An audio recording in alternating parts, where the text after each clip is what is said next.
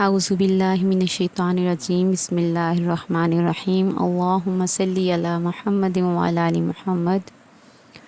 معزز سامعین، اگر آپ کی بھی کوئی ادھوری خواہش ہے یا کوئی ایسی حاجت ہے جو پوری نہیں ہو رہی تو یہ ویڈیو آپ کے لیے ہے۔ آپ ایک بار اس وظیفے کو ضرور پڑھ کر دیکھیں، کیونکہ استغفار کا یہ وظیفہ جو ہے یہ زندگی کے اندھیروں اور مشکلات کو ختم کر دے گا انشاءاللہ تعالی۔ یہ وظیفہ صرف 10 دن کا ہے۔ کرنا آپ کو صرف یہ ہے کہ روزانہ 7000 مرتبہ استغفر اللہ پڑھنا ہے، مکمل دھیان اور توجہ کے ساتھ۔ اب آپ سوچیں گے کہ 7000 ایک دن میں 10 دن کی روٹین میں کیسے پڑھا جا سکتا ہے، تو آپ پریشان نہ ہوں۔ اگر مشکل ہو نا، مشکل وقت میں انسان مشکلات کا حل چاہتا ہے، مشکلات سے نکلنا چاہتا ہے، اس کے لیے پھر 7000 کی تعداد بھی انسان کو کچھ نہیں لگتی۔ کرنا یہ ہے کہ یا تو یہ تعداد آپ ایک دفعہ بیٹھ کر پڑھ لیں 7000 کی ایک ہی سیٹنگ میں۔ اگر ایسا ممکن نہیں بھی ہے تو کوئی مسئلہ نہیں، کوئی پریشانی والی بات نہیں ہے۔ اس کا بھی ایک آسان سا حل موجود ہے، وہ یہ کہ آپ نے فجر کی نماز کے بعد صرف 1000 مرتبہ استغفر اللہ استغفر اللہ استغفر اللہ مکمل توجہ کے ساتھ پڑھنا ہے۔ اور باقی کی جو 4 نمازیں ہیں اس کے بعد آپ نے ہر نماز کے بعد 1500 بار پڑھنا ہے، ٹھیک ہے۔ اس طرح رات سونے تک آپ کا آسانی سے 7000 استغفر اللہ کا جو ورد ہے وہ مکمل ہو جائے گا انشاءاللہ تعالی۔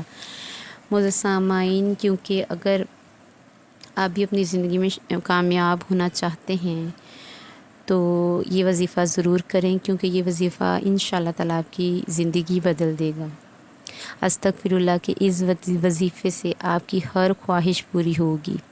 استغفر اللہ کے اس وظیفے میں دنیا اور آخرت کی کامیابی کے راز چھپے ہیں، جو صرف اس وظیفے کے پڑھنے والے پر ہی کھلتے ہیں۔